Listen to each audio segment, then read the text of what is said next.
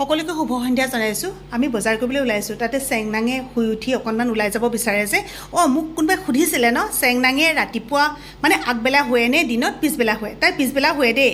শুই উঠাৰ পিছত এনেকৈ অকণমান উলিয়াই আনিলে মনটো ভাল পায়। প্ৰথম চকুত আকৌ এইখিনিকে পৰিছে, চাওক ইমান কেঁচাপতীয়া হৈ আছে। ঢেকীয়া ল'লোঁ আৰু দুই এটা কিবাকিবি শাক পাতো ল'লোঁ দেই। নিৰ্দিষ্ট দোকানখন তাই নাজানে, কিন্তু যে ইয়াতে আইচক্ৰীম পায় সেইটো জানে। মানে সোণটো খুব তেলিয়াই আছে, দেউতা আইচক্ৰীম খাম। অৱশ্যে নিদিলোঁ আজি, কাৰণ সদায় খোৱাটো ভাল কথা নহয় যে। শাক পাতকেইটা লৈ আহি অকণমান মাংসও ল'লোঁ দেই।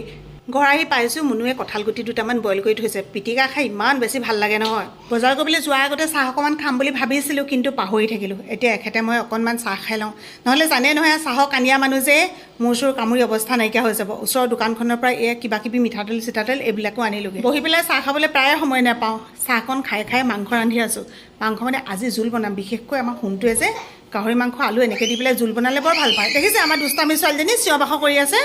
কুকুৰ পোৱালি দুটা আছে যে, সিহঁতকো আকৌ কিবা এটা ভাত দিব লাগিব নহয়। সেইকাৰণে কণীটো বইল কৰিছোঁ কুকুৰ পোৱালিকেইটালৈ। একো এটা নিদিলেতো নহ'বই। চেংনাঙৰ কান্দোন শুনিছে নাই, ইমান বেছি দুষ্টামী হৈছে নহয়। ইমান বেছি গৰমো লাগিছে। তেতিয়াহ'লে মই ৰান্ধি মেলি লওঁ দেই, আকৌ আহিম আপোনালোকৰ মাজলৈ।